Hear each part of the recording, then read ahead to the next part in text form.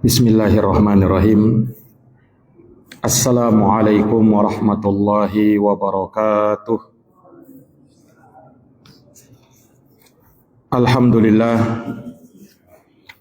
Alhamdulillahi rabbil alamin. Wabihi nasta'inu ala umuri dunya waddin. Ashhadu an la ilaha illallah wahdahu la syarikalah, ilahul awwalina wal akhirin.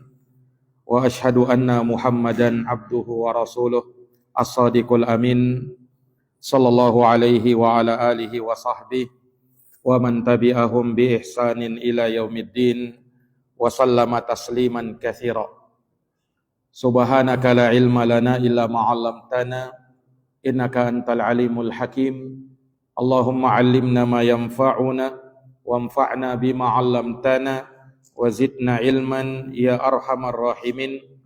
Rabbi syrah li sadri wa yassir li amri wahlul 'uqdatan min lisani yafqahu qawli. Amma ba'd.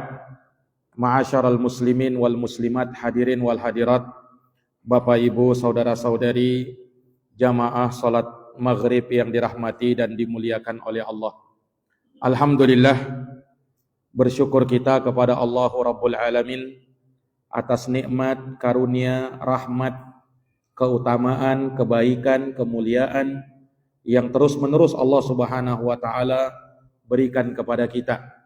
Bersalawat kita kepada junjungan kita, tauladan kita, figur kita, Muhammad bin Abdullah sallallahu alaihi wasallam. Kepada keluarga, para sahabat dan umatnya yang senantiasa meniti dan menapaki jalan sunnahnya sampai yaumul akhir nanti. Hadirin wal hadirat, Bapak Ibu, saudara-saudari, jamaah yang dirahmati dan dimuliakan oleh Allah, melanjutkan pembahasan dari kitab Umdatul Ahkam min kalami khairil anam, di mana kita masih dalam kitabul janaiz dan kita akan membaca hadis yang berikutnya. Walhamdulillah, kita telah menyelesaikan pembahasan yang berkaitan dengan memandikan jenazah, mengkafani jenazah, mensolatkan jenazah, dan yang terakhir menguburkan jenazah. Maka pada kesempatan ini kita akan menyebutkan sejumlah hadis yang berkaitan dengan larangan-larangan dari baginda Nabi sallallahu alaihi wasallam yang berkaitan dengan orang yang terkena musibah atau keluarga yang terkena musibah kematian. Di sini Imam Abdul Ghani rahimahullah menyebutkan satu hadis an Abdullah bin Mas'udin radhiyallahu an, dari Abdullah bin Mas'ud, semoga Allah meridhoinya, anin Nabi sallallahu alaihi wasallam annahu qala, dari Nabi sallallahu alaihi wasallam beliau bersabda, laisa minna man darabal khududa wa syaqqal juyuba wa da'a bid'awal jahiliyah. Kata baginda Nabi, bukan dari kami orang yang memukul pipinya, menampar pipinya, merobek kerah bajunya, dan menyeru dengan seruan jahiliyah. Hadis ini diriwayatkan oleh Imam Al-Bukhari dalam sahihnya pada Kitabul Janaiz, bab ma yunha 'anil wail wa da'wal jahiliyah indal musibah. Dalam bab hal yang dilarang dari seruan kebinasaan atau seruan jahiliyah pada saat ketika ada musibah. Juga diriwayatkan oleh Imam Muslim dalam sahihnya pada Kitabul Iman dalam bab tahrimi darbil khudud wa syaqqil juyub wa du'a bid'awal jahiliyah. Bab diharamkannya menampar-nampar pipi, merobek-robek kerah baju, dan menyeru dengan seruan jahiliyah, yakni ketika ada musibah. Para jamaah sekalian, hadits ini menerangkan kepada kita tentang hukum Ya, seseorang yang berkeluh kesah, marah-marah, tidak ridha ketika ada musibah yang menimpa, seperti diantaranya musibah kematian. Di mana Rasulullah Shallallahu Alaihi Wasallam menafikan dalam hadits ini, laisa minna, bukan dari kami, kata Nabi. Maksudnya bukan termasuk orang yang berjalan di atas jalannya kami, orang yang meniti sunnahnya kami, dan bukan termasuk dari orang yang mendapatkan petunjuk dari petunjuknya kami. Ini maksud dari kalimat laisa minna, bukan dari kami. Yani bukan orang yang berjalan di atas jalannya kami, kata Rasulullah. Bukan orang yang meniti sunnahnya kami atau berpetunjuk dengan petunjuknya kami, bukan. Karena dia keluar dari tuntunan agama kami. Ini para hadirin yang dirahmati oleh Allah. Jadi bukanlah makna dari kalimat ini, laisa minna, bukan dari kami, bukan artinya dia tidak masuk, dia tidak tergolong kaum muslimin. Dia muslim, boleh jadi dia muslim, tetapi dia menyimpang dari jalannya Rasulullah. Khususnya ketika kena musibah, yang harusnya dia bersabar, ridha dengan ketetapan tersebut, dia malah melakukan perkara-perkara persis seperti yang dilakukan oleh orang-orang jahiliyah. Persis seperti yang dilakukan oleh orang-orang jahiliyah. Dia menyeru seperti seruannya orang jahiliyah. Naam, ketika ada musibah, dia mengatakan, ya waila, duhai betapa celakanya aku, duhai betapa binasanya aku. Ya. Dia menyeru dengan seruan seperti itu.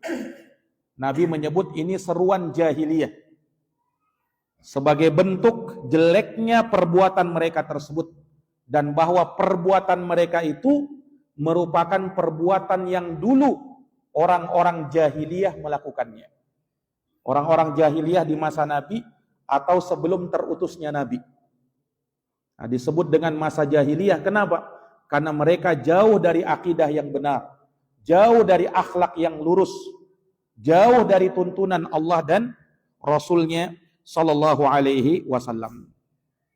Maka jamaah yang dirahmati oleh Allah, hadits ini mengajarkan kepada kita bahwa seorang mukmin yang benar imannya, hendaknya dia berjalan di atas jalannya Rasulullah Sallallahu Alaihi Wasallam. Dan di antara jalan Rasulullah pada saat musibah datang adalah bersabar dan menjauhi perkara-perkara yang tercela di dalam agama, termasuk di dalamnya tasakhut, ya, tidak ridha, marah-marah, berkeluh kesah terhadap ketetapan dan takdir Allah Subhanahu wa ta'ala. Nah, maka tidak pantas dia melakukan hal yang demikian.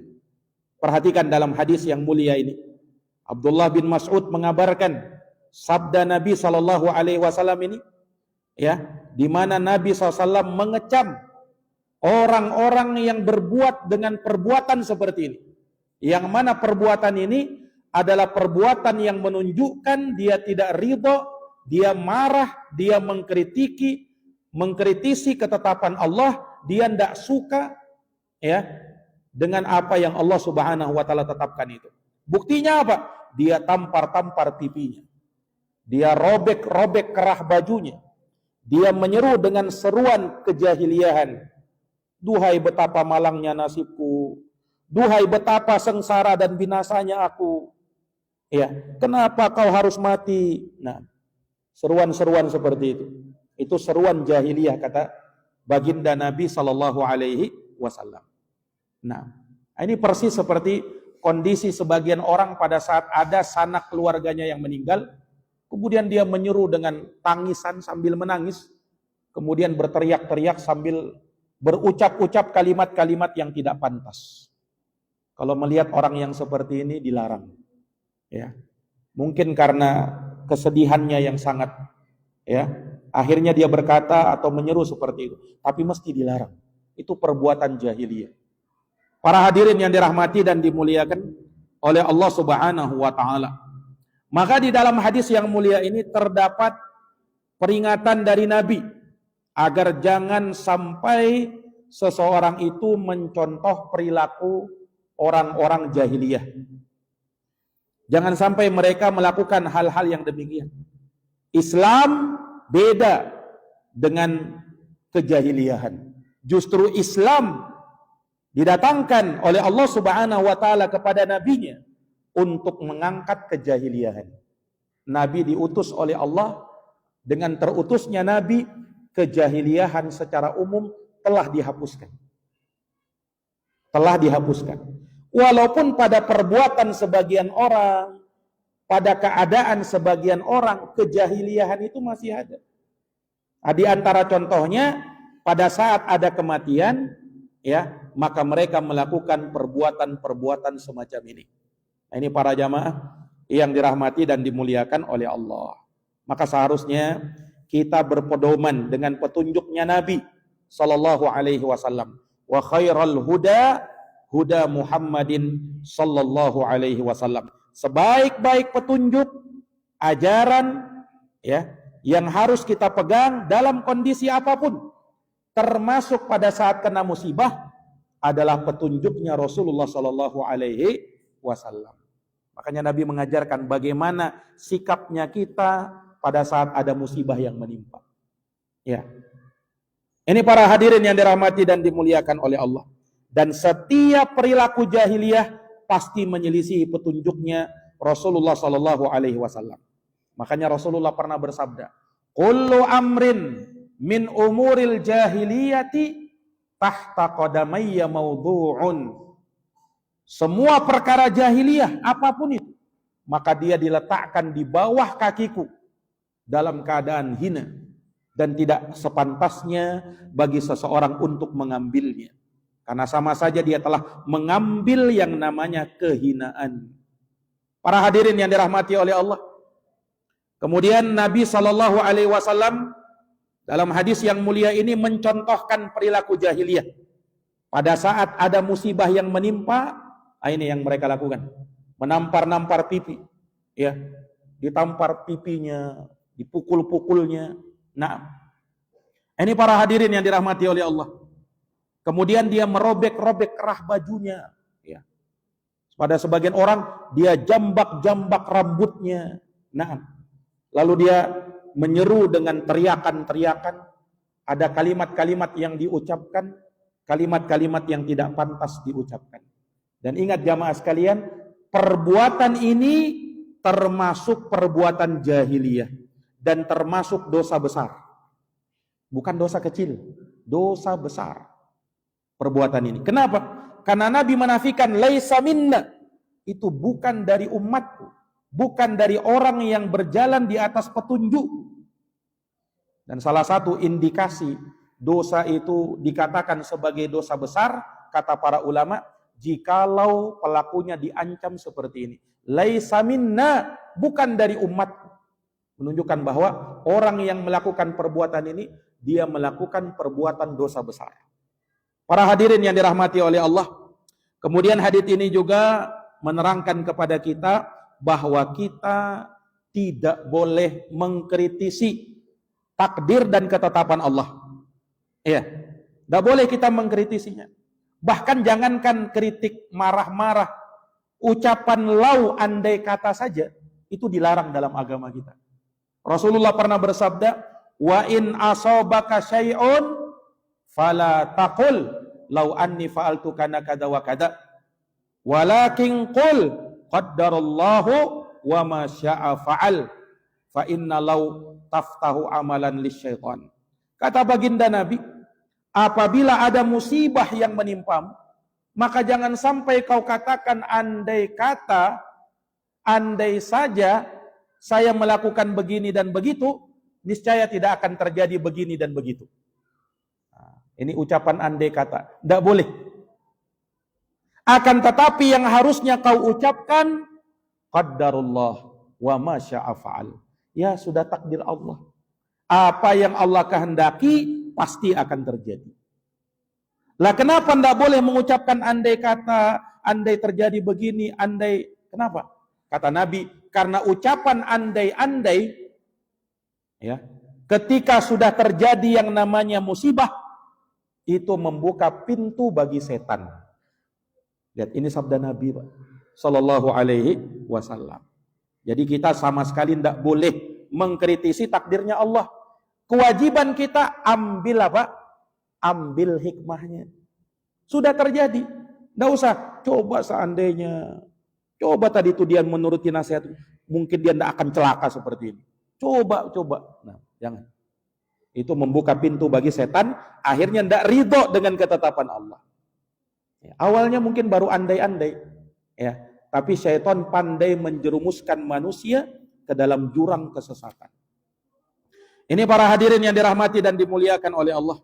Kemudian dari hadis ini wajibnya kita beriman dengan semua ketetapan Allah, baik buruknya, manis pahitnya, terima sebagai ketetapan Allah, dan Allah tidak menetapkan kecuali kebaikan untuk hambanya. Kemudian jamaah sekalian, di dalam hadis ini juga menunjukkan bahwa semua seruan jahiliyah itu perkara yang diharamkan. Ya, semua seruan-seruan jahiliyah, termasuk meratapi mayat pada saat orang itu sudah meninggal dunia. Nah, makanya dakwah ahli jahiliyah, seruan-seruan jahiliyah itu termasuk niyahah, termasuk ratapan yang diharamkan. Ya. Dan kebanyakannya terkadang yang melakukannya para wanita. Karena terkadang mereka terbawa perasaan, kemudian pada akhirnya melakukan hal-hal yang seperti itu. Nah, makanya mesti dicegah. Ya, suruh bersabar, tidak boleh lakukan yang begitu. Nah, ini para jamaah yang dirahmati dan dimuliakan oleh Allah Subhanahu wa taala. Nah, kemudian jamaah sekalian, hadits ini kan menyebutkan 3 perkara tadi. Yang pertama, memukul pipi, menampar-nampar pipi, merobek-robek kerah baju, kemudian berteriak dengan teriakan jahiliyah pada saat ada kematian. Kata para ulama, yang dilarang sebenarnya bukan hanya terbatas pada 3 ini, tapi semua perkara, ya, yang semisal dengan perkara ini. Disebutkan menampar pipi karena itu yang lebih kebanyakannya orang lakukan. Nah, kalau dia tampar dadanya, masuk juga. Atau dia hantam punggungnya, masuk juga. Seperti kebiasaan orang-orang Syiah Rafidhah. Ketika mereka merayakan perayaan di tanggal 10 Muharram itu, hari Asyura, itu kan mereka orang-orang Syiah Rafidhah itu, mereka memukul punggung-punggung mereka dengan besi, Pak, sampai berdarah. Nah, terkadang kepalanya ini dihantamnya, ya, sampai berdarah. Tujuannya apa? Katanya untuk merasakan perjuangannya Sayyidina Husain sewaktu dia meninggal di tanah Karbala. Ini orang-orang Syiah Rafidhah. Dia tidak tahu bahwa perbuatannya tersebut adalah perbuatan meratap yang dilarang oleh Nabi. Kan Nabi melarang, menampar-nampar pipi aja tidak boleh. Apalagi sampai berdarah-darah, Pak. Nah, dipukulnya punggungnya sampai berdarah-darah. Ya, itu perbuatan jahiliyah yang dilakukan oleh orang-orang Syiah Rafidhah. Nah, jadi sebenarnya yang dimaksud oleh Nabi bukan hanya sebatas pada menampar pipi. Semua bentuk. Ada orang ketika misalnya ya ada kematian, musibah kematian, dia hantam tembok. Nah, dia hantam tembok rumahnya. Ya, sampai berdarah-darah tangannya misalnya. Saking dia marah misalnya. Masuk juga. Ya. Demikian pula ikhwani fiddin, para jamaah sekalian, bukan hanya kerah baju yang dia robek, ya, mungkin dihancurkannya rumahnya. Kalau ada orang begitu ya. Nah, atau apanya yang dari barang-barang, HP-nya dibantingnya misalnya. Pada saat dia kena musibah, langsung HP-nya dibantingnya. Nah, hancur HP-nya. Masuk juga perilaku jahiliyah. Iya. Ini ikhwani fiddin, para jamaah yang dirahmati dan dimuliakan oleh Allah Subhanahu wa taala. Makanya di hadis berikutnya Al-Imam Abdul Ghani rahimahullahu ta'ala juga membawakan satu hadis yang mirip dengan hadis ini, di mana Rasulullah sallallahu alaihi wasallam juga menyebutkan dari perilaku jahiliyah. Di sini kata beliau, an Abi Musa al-Ash'ari, Abdullah bin Qais radhiyallahu an, dari sahabat Abu Musa al-Ash'ari Abdullah bin Qais, semoga Allah meridhoinya, anna Rasulullah sallallahu alaihi wasallam bari'un minas saliqah wal haliqah wasyaqah.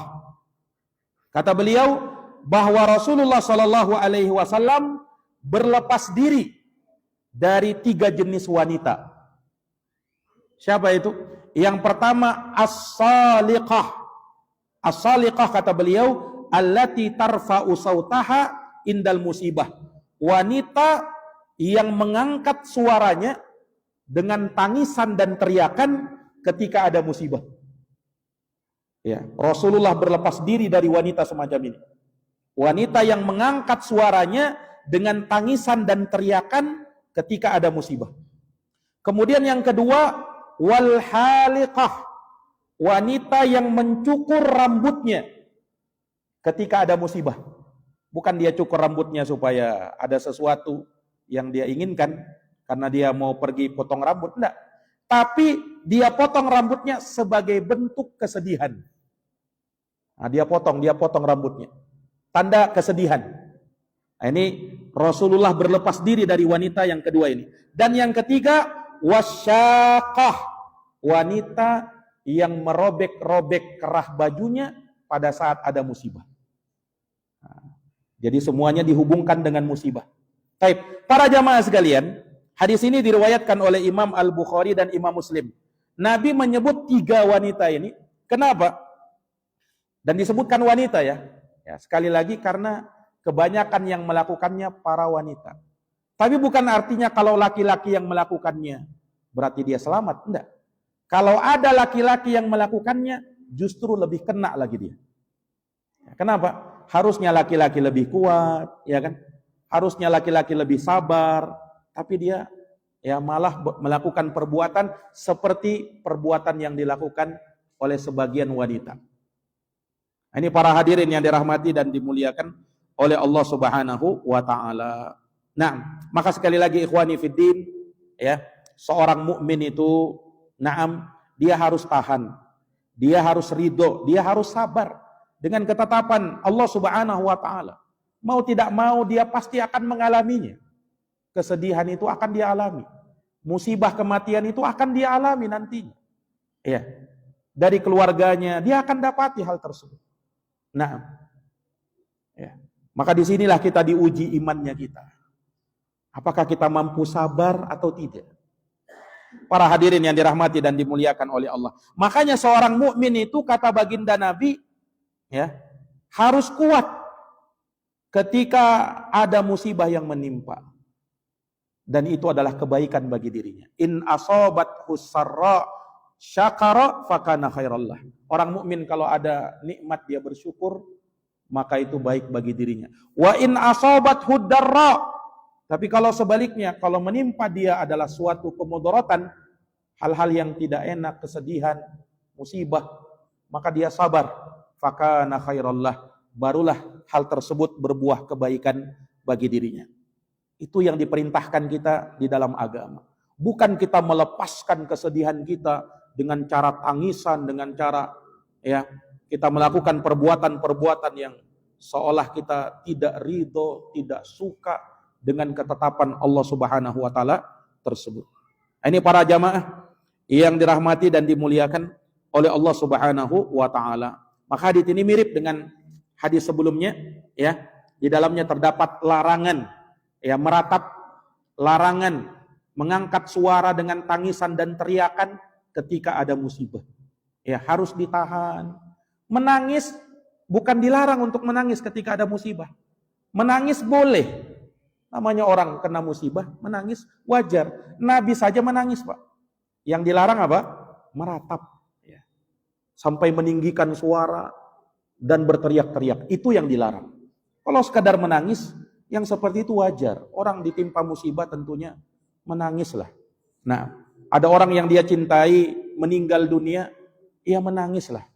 Nah, tetapi jangan sampai melewati batas yang ditetapkan oleh syariat sehingga dia melakukan perbuatan-perbuatan yang diharamkan.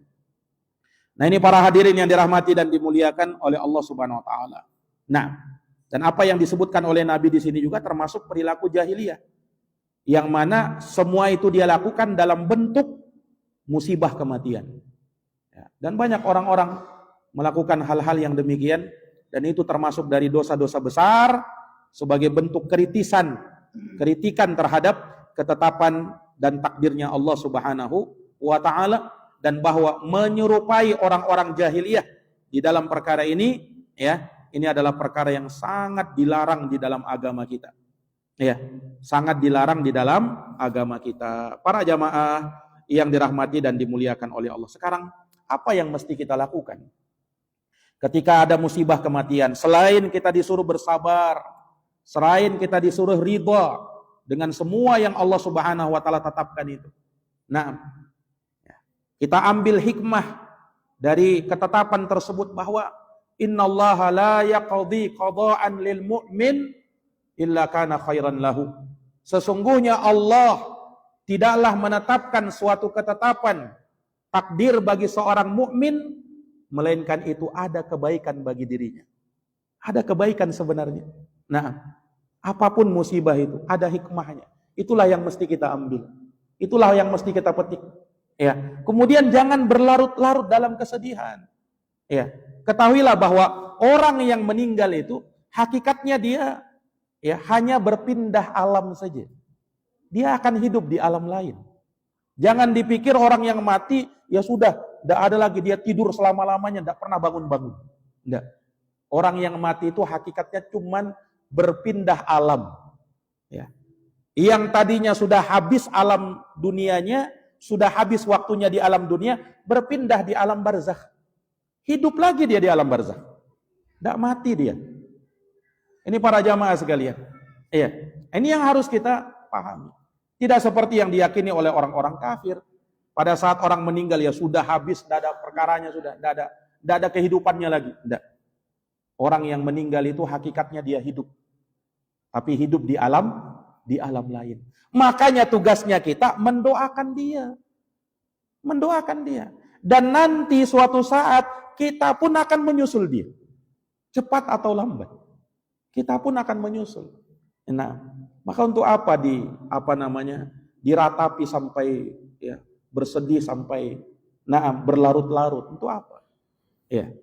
Ini para hadirin yang dirahmati dan dimuliakan oleh Allah Subhanahu wa taala. Nah, kemudian jamaah sekalian, ya, tentu dalam rangka untuk menguatkan keluarga yang dirundung duka, musibah, kematian, syariat Islam mengajarkan adanya ta'ziyah. Ta'ziyah itu dari kata azza yu'azzi yang maknanya menghibur. Ya. Menghibur keluarga ya si mayit yang telah meninggal salah satu dari keluarganya. Nah, ini disyariatkan di dalam agama. Untuk apa? Dalam rangka supaya kesedihan yang dialami oleh ya keluarga yang ditinggal tersebut itu menjadi lebih ringan.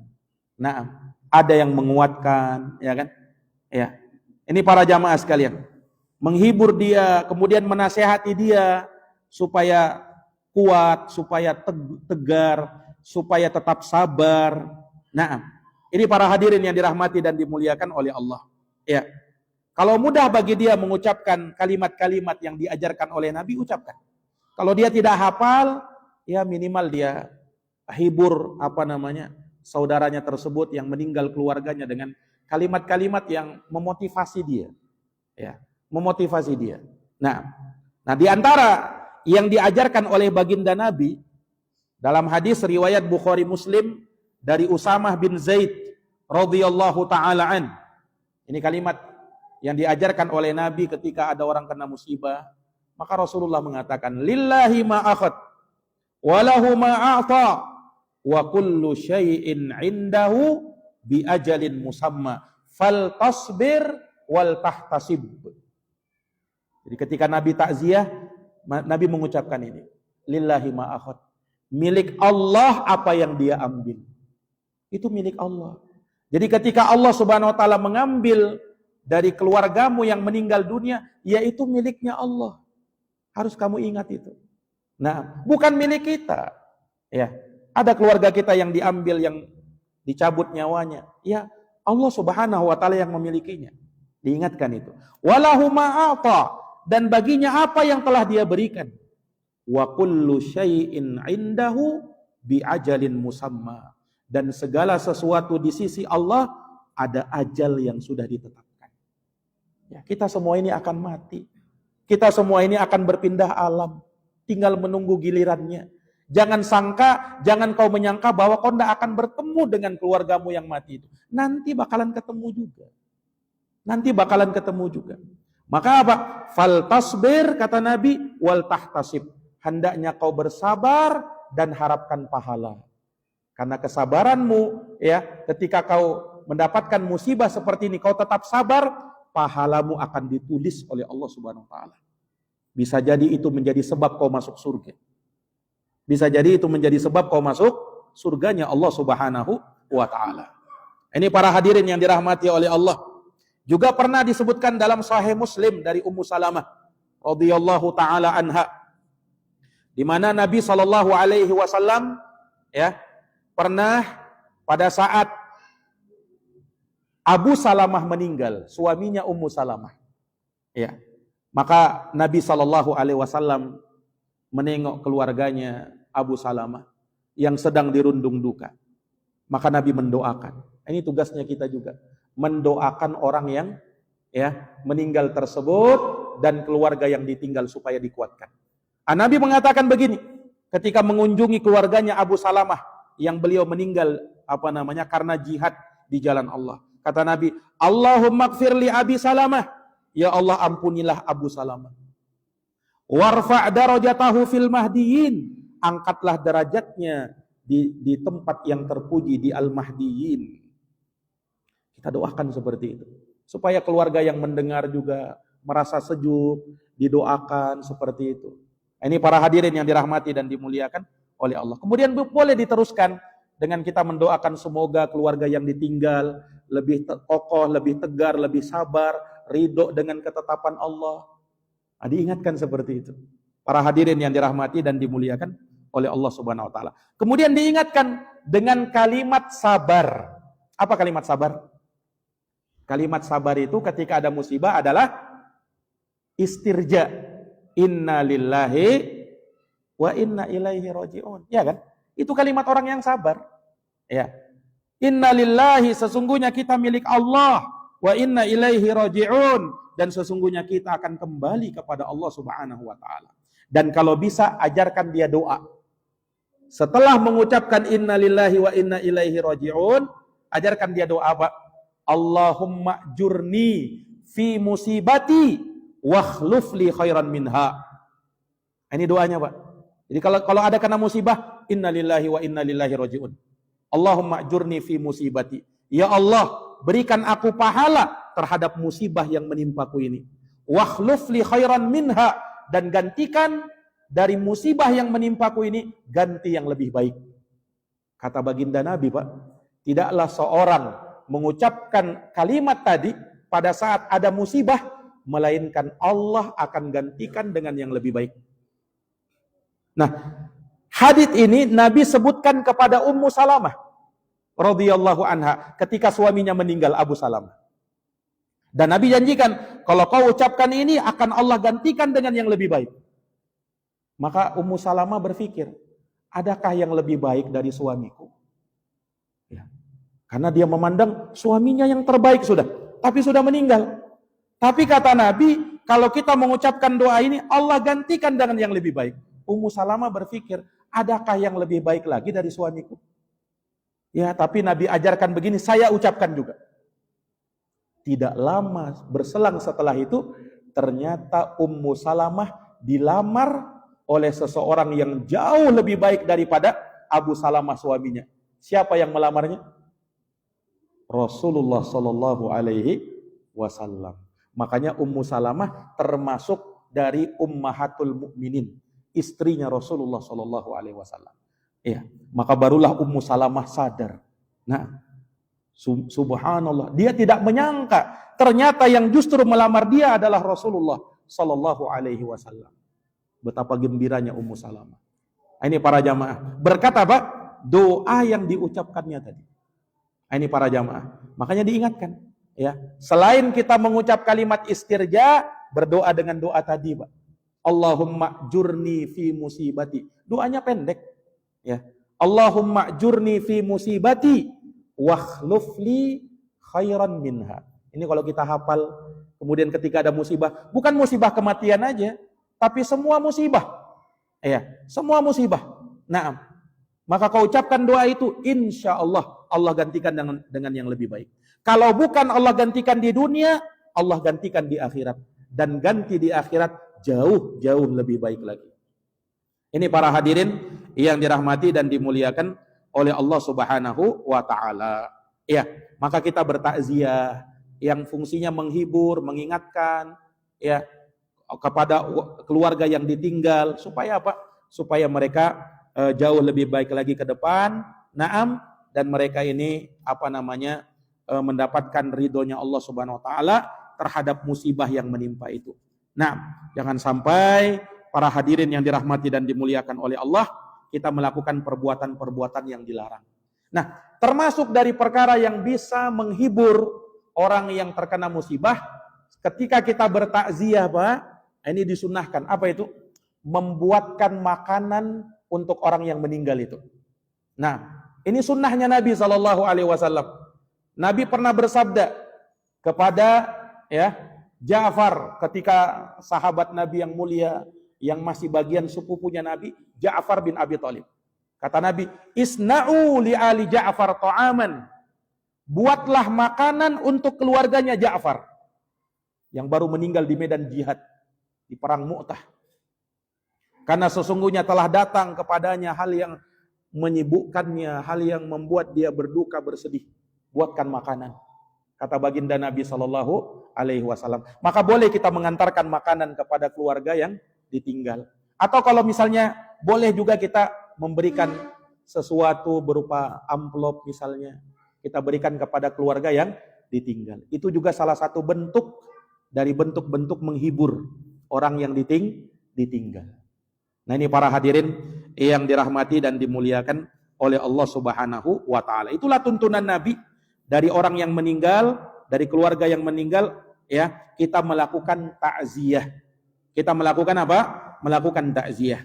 Kemudian para hadirin, jamaah yang dirahmati dan dimuliakan oleh Allah Subhanahu wa Ta'ala, ya, apa yang bermanfaat bagi orang yang sudah meninggal dunia? Ini dijelaskan juga oleh para ulama supaya kita tahu apa yang mesti kita lakukan pada saat ada dari keluarga kita yang meninggal dunia. Apa yang mesti kita lakukan? Ya, apa yang kiranya bisa bermanfaat bagi orang yang meninggal ini?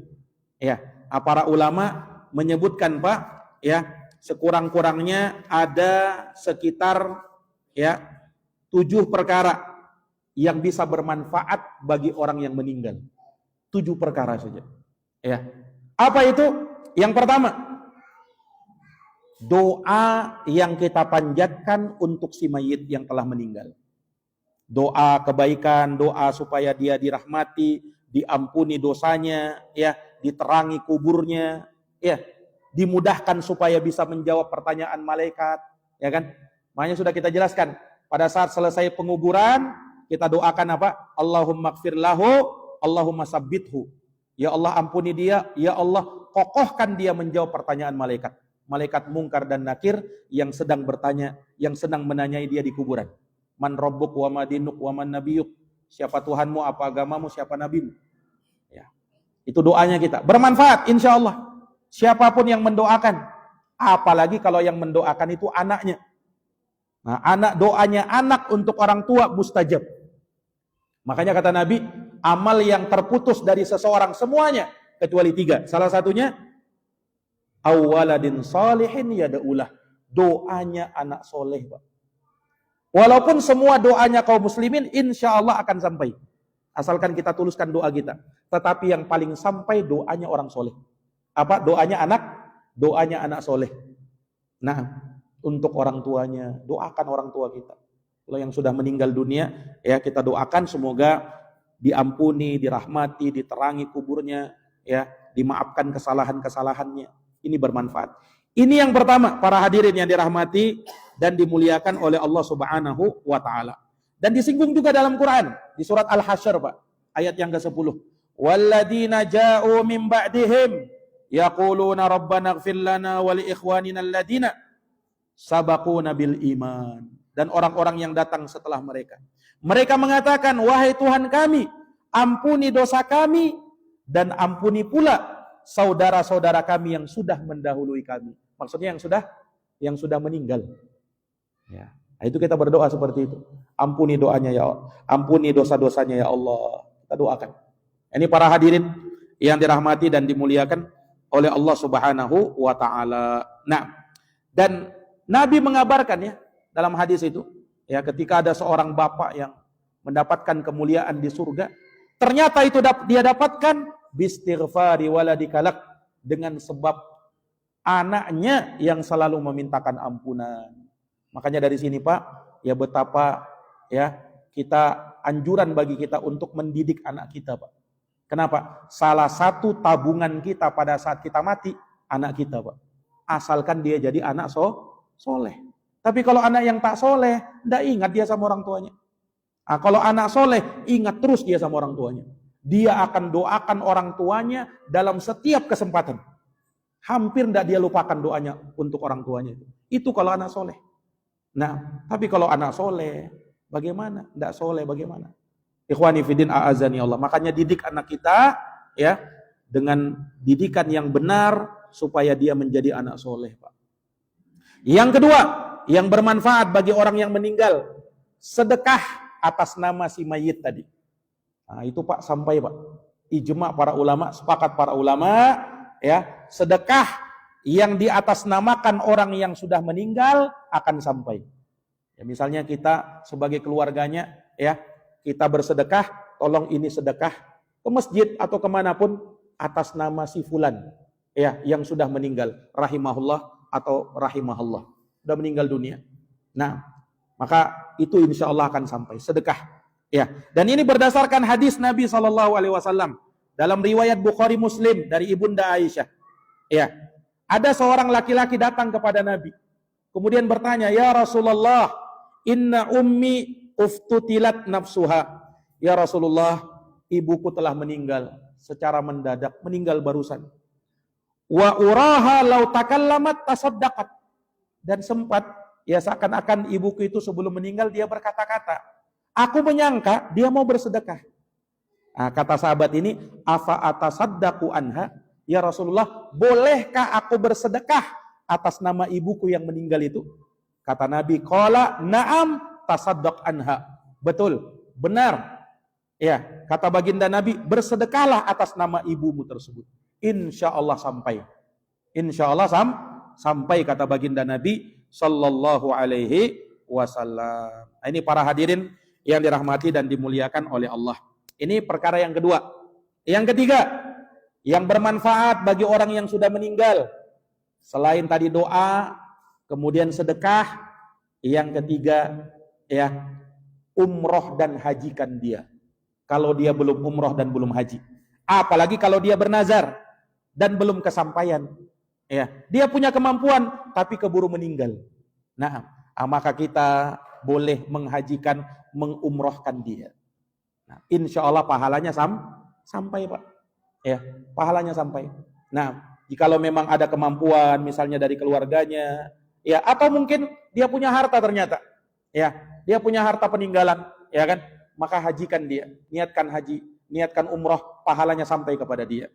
Nah, dan ini berdasarkan hadis riwayat Bukhari dari sahabat Ibnu Abbas, bahwa ada seorang wanita dari suku Juhainah, dia bertanya kepada Nabi, ya Rasulullah, inna ummi nadharat an tahujja walam tahujja hatta matat. Afa ahujju anha? Nah, dia bertanya, ya Rasul, sesungguhnya ibuku sudah meninggal. Dia bernadar mau haji, tapi tidak kesampaian. Apakah boleh aku menghajikan dia? Nah, sebagai badal haji. Kata orang ini, kata Nabi SAW, na'am hujji anha. Ya, boleh. Hajikan untuk ibumu tersebut. Nah, hajikan untuk ummimu tersebut, untuk ibumu tersebut. Kemudian kata Nabi, bagaimana pendapatmu kalau ibumu itu punya utang? Apakah wajib kau tunaikan utangnya, kau lunasi utangnya? Kata dia, iya. kata baginda Nabi, fadainullahi ahaqqu ayyuqadha. Utang kepada Allah lebih berhak untuk dilunasi. Nah, dia berutang ketika dia bernazar untuk haji, tetapi tidak kesampaian. Nah, maka hajikan dia, umrohkan dia. Kalau memang ada dana, kalau ada memang harta untuk ke sana, maka insya Allah itu pun akan sampai. Itu pun akan sampai. Itu yang ketiga. Yang keempat, yang akan sampai kepada orang yang meninggal adalah puasa. Ya, puasa. Jikalau ya orang yang meninggal ini sempat bernazar untuk mau puasa tapi nggak kesampaian, puasakan dia, pahalanya sampai. Atau misalnya Pak, dia punya utang puasa, ya, dia pernah sanggup untuk mengkodok puasanya, membayar utang puasa, cuman nggak kesampaian, keburu meninggal. Nah, dalam kondisi seperti ini boleh kita bayarkan utang puasanya, Pak, dan pahalanya sampai. Ya, ini masalahnya bukan kita berpuasa khusus untuk dia ya, bukan. Itu tidak ada tuntunannya. Yang ada tuntunannya itu kita berpuasa kalau dia punya utang puasa, Pak. Misalnya kita, di di masa dia sakit dia punya utang ini, belum sempat dia bayar, maka kita bayarkan. Yang paling berhak keluarganya, Pak. Yang paling berhak keluarganya, anaknya, saudaranya, ya. Kalau dia punya saudara, bayarkan utang puasanya. Insya Allah pahalanya sampai. Itu yang keempat. Yang kelima, melunasi utang-utangnya.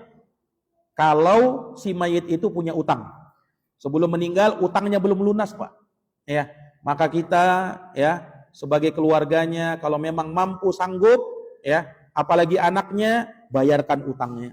Nah, bayarkan utangnya, ya, supaya apa? Supaya dia tidak ada tanggungan di akhirat nanti. Karena utang itu mesti dibayar, Pak. Ya, walaupun orangnya sudah meninggal, kecuali yang mengutang itu sudah merelakan. Sudahlah, saya relakan aja sudah. Saya ikhlaskan. Baru. Ya, berarti sudah apa? Tidak ada lagi utang. Tapi kalau yang mengutangi masih menuntut, maka harus dibayar, Pak. Harus dibayar, Pak. Ini para hadirin. Bahkan disebutkan dalam hadis, Nabi pernah ada seorang sahabat meninggal. Nabi tidak mau sholatkan. Kenapa? Masih ada utangnya. Sampai kata sahabat ini, ya Rasulullah, alayya dainuh. Aku yang tanggung utangnya. Baru Nabi mau sholatkan, Pak. Baru Nabi mau sholatkan. Yang kedua, yang keenam, tunaikan nazarnya kalau dia punya nazar, Pak. Misalnya dia bernazar mau bersedekah, tidak kesampaian, ya, akhirnya meninggal duluan. Tunaikan nazarnya itu. Misalnya dia pernah bernazar mau berkurban, tidak kesampaian, maka berkurban atas nama dia. Itu sampai insya Allah. Kalau dia punya nazar untuk itu. Nah, dan yang terakhir, Pak, yang ketujuh, ya, adalah yang bisa memberikan manfaat, ya, dari si mayit ini kalau dia punya amal-amal yang jariyah, yang terus mengalir. Apa itu? Misalnya di masa hidup dia pernah berwakaf, Pak. Ya, wakaf Quran di masjid, mengalir pahalanya. Selama Qurannya terus dibaca sama orang-orang, mengalir pahalanya, Pak. Apalagi kalau dia bangun masjid, subhanallah.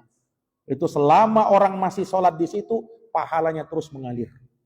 Dia bangun pondok pesantren, selama orang masih belajar di situ, mengalir terus pahalanya itu. Ya, itu namanya amal jariyah. Kalau dia punya ilmunya dia ajarkan sama orang, akhirnya orang mengamalkan ilmunya, maka itu terus mengalir pahalanya, Pak. Itu namanya amal jariyah. 3 kata Nabi, au ilmin yuntafa'u bih, ilmu yang bermanfaat, au sadaqatin jariyah, sedekah jariyah, awaladin solihin yad'ulah, anak soleh yang mendoakan orang tuanya. Itulah 7 perkara yang bisa bermanfaat untuk orang yang meninggal. Selain daripada itu tidak ada manfaatnya. Jazakumullahu khairan. Kita akhiri dan kita tutup dengan membaca doa kafaratul majlis. Subhanakallahumma bihamdik, asyhadu an la ilaha illa anta astaghfiruka wa atubu ilaik. Subhana rabbika rabbil izzati amma yasifun. Wassalamun alal mursalin. Walhamdulillahi rabbil alamin. Wassalamualaikum warahmatullahi wabarakatuh.